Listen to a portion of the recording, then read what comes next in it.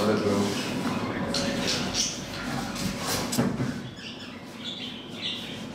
Yo yanmıyor, yanmaz. Abi sen yap.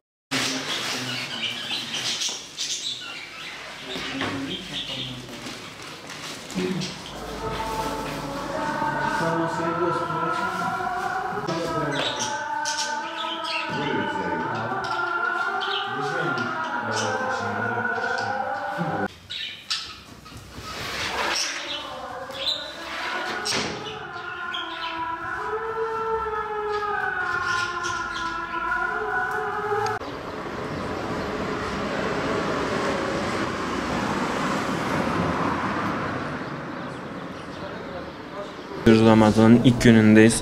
Ramazan ekmeğimiz de çıkıyor 7/24.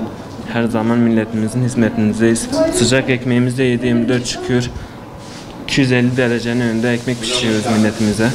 Ramazan'da evde kalsınlar, sürekli evde kalsınlar. İletişim numaramızı da veriyoruz. Bize iletişim gelse kapılarına kadar ekmek götürüyoruz. 2 tane servis aracımız var. Sıcak ekmek gönderiyoruz. Sıcak çörek. 7/24 Ramazan ekmeğimize çıkıyor. Ramazan pidesi de çıkıyor. 5'ten işte örtüsü 5'ten geliyor.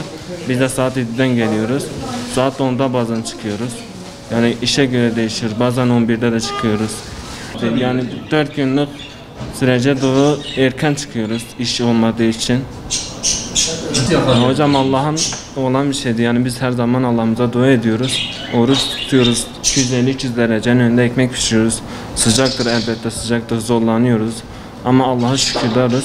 Orucumuzu da tutuyoruz. Hiç de orucumuzu yemiyoruz. Zor durumda kaldığım için çalışıyorum. Yoksa çalışmak zorunda değilim. Zor durumda olduğum için çalışıyorum. Fırında 250-300 derecenin önce çalışmak zorunda kalıyorum. Oruçlarını yemesinler.